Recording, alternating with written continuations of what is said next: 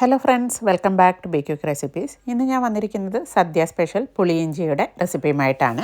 പുളിയിഞ്ചിക്ക് taste കൂടാനായിട്ട് ഒന്ന് രണ്ട് കാര്യങ്ങൾ ശ്രദ്ധിച്ചാൽ മതി. നല്ല ടേസ്റ്റി ആയിട്ട് നമുക്ക് പുളിയിഞ്ചി വളരെ എളുപ്പത്തിൽ ഉണ്ടാക്കാനായിട്ട് പറ്റും. പുളിയിഞ്ചി എങ്ങനെയാണ് തയ്യാറാക്കുന്നതെന്ന് നോക്കാം. അപ്പോൾ ഇതാ അതിനായിട്ട് മെയിൻ ചേരുവകളായ ഇഞ്ചിയും പുളിയും എടുത്തിട്ടുണ്ട്. ഇഞ്ചി ഒരു 150 ഗ്രാമോളം എടുത്തിട്ടുണ്ട്. ഒരു ചെറുനാരങ്ങ വലുപ്പത്തിൽ പുളിയും എടുത്തിട്ടുണ്ട്. ആദ്യം നമുക്ക് ഈ പുളിയിൽ കുറച്ച് ചൂടുവെള്ളം ഒഴിച്ച് ഇതൊന്ന് കുതിരാനായിട്ട് മാറ്റി വയ്ക്കാം. ചൂടുവെള്ളം ഒഴിച്ചാൽ പുളി പെട്ടെന്ന് തന്നെ കുതിർന്ന് കിട്ടും. അതൊക്കെ എല്ലാവർക്കും അറിയുന്നതായിരിക്കും. ഈ പുളി കുതിരാനായിട്ട് കുറച്ച് സമയം നമുക്ക് മാറ്റി വയ്ക്കാം. ഇനി നമുക്ക് വേണ്ടത് ശർക്കരയാണ്. ഇഞ്ചി എടുത്തിരിക്കുന്ന അതേ അളവിൽ നമുക്ക് ശർക്കര എടുക്കാം. ശർക്കരയുടെ മധുരത്തിനനുസരിച്ച് എടുത്താൽ മതി. ഇത് ചെറിയ അച്ച് ശർക്കര ആയതുകൊണ്ട് തന്നെ 10-11 എണ്ണം ഞാൻ എടുത്തിട്ടുണ്ട്. 1/2 ഗ്ലാസ് വെള്ളം ഒഴിച്ച് ഇതൊന്ന് ഉരുക്കാനായിട്ട് അടുപ്പത്തേക്ക് വയ്ക്കുകയാണ്. വലിയ അച്ചാണെങ്കിൽ 2 എണ്ണം എടുത്താൽ മതിയാകും. ഇനി നമുക്ക് ഇഞ്ചി തൊലിയൊക്കെ കളഞ്ഞൊന്ന് മുറിച്ചെടുക്കണം. തൊലിയൊക്കെ കളഞ്ഞ് കഴുകിയതിന് ശേഷം ചെറിയ കഷ്ണങ്ങളാക്കി ഞാനിത് മുറിച്ചെടുക്കുകയാണ്. നമുക്കിത് എണ്ണയിലൊന്ന് ഫ്രൈ ചെയ്തെടുക്കാനുള്ളതാണ്. അതുകൊണ്ട് തന്നെ എത്ര ചെറിയ കഷ്ണങ്ങളാക്കുന്നോ അത്രയും പെട്ടെന്ന് നമുക്കിത് ഫ്രൈ ആയിട്ട് കിട്ടും. അപ്പോൾ ഇതാ ഈ ഒരു വലുപ്പത്തിലുള്ള കഷ്ണങ്ങളാക്കി ഞാൻ മുറിച്ചെടുത്തിട്ടുണ്ട്. ഇഞ്ചി മുറിച്ചെടുക്കുമ്പോഴേക്കും ശർക്കര മെൽറ്റായിട്ട് കിട്ടിയിട്ടുണ്ട്. ഇതിനി നമുക്ക് മാറ്റി വയ്ക്കാം. ഇനി ഇതാ പുളിയിഞ്ചി ഉണ്ടാക്കാനായിട്ട് ഒരു സ്റ്റീലിൻ്റെ പാൻ ഞാൻ അടുപ്പത്തേക്ക് വെച്ചിട്ടുണ്ട്. ഇതിലേക്ക് 2 ടേബിൾ സ്പൂൺ വെളിച്ചെണ്ണയാണ് ഒഴിച്ചു കൊടുക്കുന്നത്. ഈ വെളിച്ചെണ്ണ നന്നായിട്ട് ചൂടായി വരുന്ന സമയത്ത് ആദ്യം തന്നെ നമുക്ക് മുറിച്ച് വെച്ചിരിക്കുന്ന ഇഞ്ചി കഷ്ണങ്ങളൊന്ന് ഫ്രൈ ചെയ്തെടുക്കാം. നല്ല ബ്രൗൺ കളറായി വരുന്നത് വരെ വേണം ഇതൊന്ന് ഫ്രൈ ചെയ്തെടുക്കാനായിട്ട്. വളരെ ചെറിയ കഷ്ണങ്ങളാക്കി മുറിച്ചിരിക്കുന്നതുകൊണ്ട് തന്നെ പെട്ടെന്ന് തന്നെ നമുക്കിത് ഫ്രൈ ആയിട്ട് കിട്ടും. അപ്പോൾ ഇത് കണ്ടില്ലേ, ഈ ഒരു ലൈറ്റ് ബ്രൗൺ കളറാവുന്നത് വരെ വേണം ഇത് ഫ്രൈ ചെയ്തെടുക്കാനായിട്ട്. ഈ ഒരു പാകത്തിലായി കഴിഞ്ഞാൽ നമുക്കിത് വെളിച്ചെണ്ണയിൽ നിന്നും കോരിയെടുത്തൊരു പാത്രത്തിലേക്ക് മാറ്റാം. കരിഞ്ഞു പോകാതെ ഫ്ലെയിമൊക്കെ അഡ്ജസ്റ്റ് ചെയ്ത് വെച്ചിട്ട് വേണം ഇത് ഫ്രൈ ചെയ്തെടുക്കാനായിട്ട്.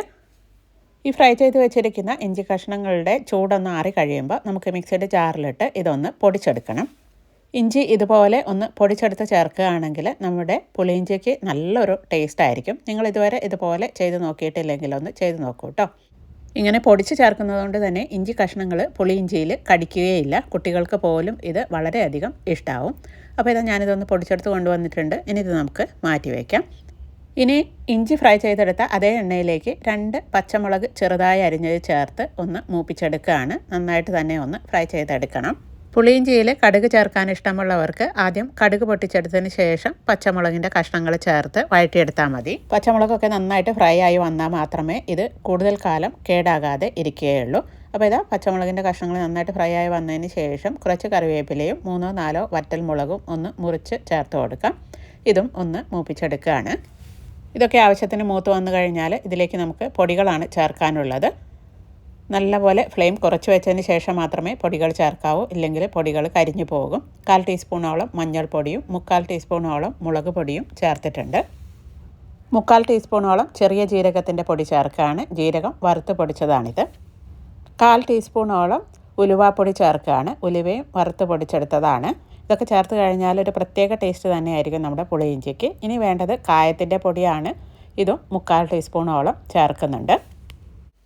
ഇതെല്ലാം കൂടി ലോ ഫ്ലെയിമിലിട്ട് ഒരു 10 സെക്കൻഡ് ഒന്ന് മൂപ്പിച്ചെടുക്കാം. പൊടികളൊക്കെ മൂത്ത് വന്നിട്ടുണ്ട്. ഇനി നമുക്കിതിലേക്ക് നേരത്തെ കുതിരാനായിട്ട് വെച്ചിരുന്ന പുളിയുണ്ടല്ലോ, ആ പുളി ഞാൻ പിഴിഞ്ഞെടുത്ത് അരിച്ചെടുത്ത് വെച്ചിട്ടുണ്ട്. അത് നമുക്ക് ഇതിലേക്ക് ചേർത്തൊന്ന് തിളപ്പിച്ചെടുക്കണം. ഇത് നന്നായിട്ട് തിളച്ച് വന്നതിന് ശേഷം നേരത്തെ നമ്മൾ ഉരുക്കി വെച്ചിട്ടുണ്ടായിരുന്ന ശർക്കര പാനി അരിച്ച് ചേർത്ത് കൊടുക്കാം.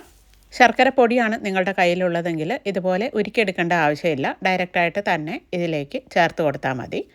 ഇനി നമുക്ക് ശർക്കര പാനി ചേർത്തതിന് ശേഷം നന്നായിട്ട് തന്നെ ഒന്ന് തിളപ്പിച്ചെടുക്കണം.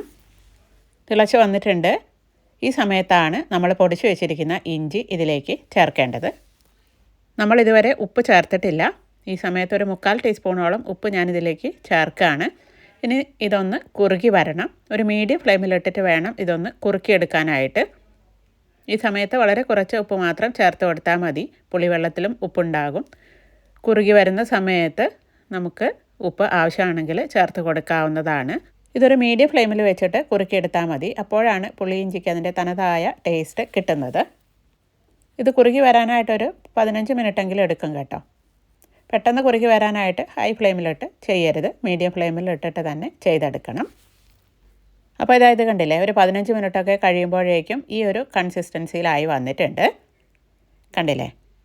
ഇപ്പോൾ ഇത്രയും മതി. നമുക്കിത് ഫ്ലെയിം ഓഫ് ചെയ്ത് അടുപ്പിൽ നിന്ന് മാറ്റി വയ്ക്കാം. ഇതൊന്ന് തണുത്ത് വരുമ്പോഴേക്കും ഒന്നുകൂടെ ഒന്ന് കുറുകി വരും. അപ്പോൾ ഞാനിത് ഫ്ലെയിം ഓഫ് ചെയ്ത് മാറ്റി വെച്ചിട്ടുണ്ട്. ഒരു 3 മണിക്കൂറൊക്കെ കഴിയുമ്പോഴേക്കും നല്ല പോലെ തന്നെ ചൂടാറിയിട്ടുണ്ട്. കണ്ടില്ലേ, നമ്മുടെ പുളിയിഞ്ചി കറക്റ്റ് കൺസിസ്റ്റൻസിയിലായി വന്നിട്ടുണ്ട്. ഈ ഒരു തിക്നെസ്സിലാണ് പുളിയിഞ്ചി ഇരിക്കേണ്ടത്. നമ്മൾ ഇലയിൽ വിളമ്പുന്ന സമയത്ത് ഇത് ഒഴുകിപ്പോവാൻ പാടില്ല. ഉണ്ടാക്കി വെച്ചിട്ട് 1-2 ദിവസമൊക്കെ കഴിയുമ്പോഴാണ് പുളിയിഞ്ചിക്ക് ടേസ്റ്റ് കൂടുന്നത്. ഈ ഒരു പുളിയിഞ്ചി 6 മാസം വരെ കേടാകാതെ നമുക്കൊരു ഗ്ലാസ് ജാറിലാക്കി ഫ്രിഡ്ജിൽ സൂക്ഷിക്കാവുന്നതാണ്. ഇനി നമുക്കിതൊരു സെർവിങ് ഡിഷിലേക്ക് മാറ്റാം. ഒട്ടും വെള്ളമയം ഇല്ലാത്ത വെയിലത്ത് വെച്ച് ഉണക്കിയെടുത്ത ഗ്ലാസ് ബോട്ടിലിൽ വേണം ഇത് സ്റ്റോർ ചെയ്യാനായിട്ട്.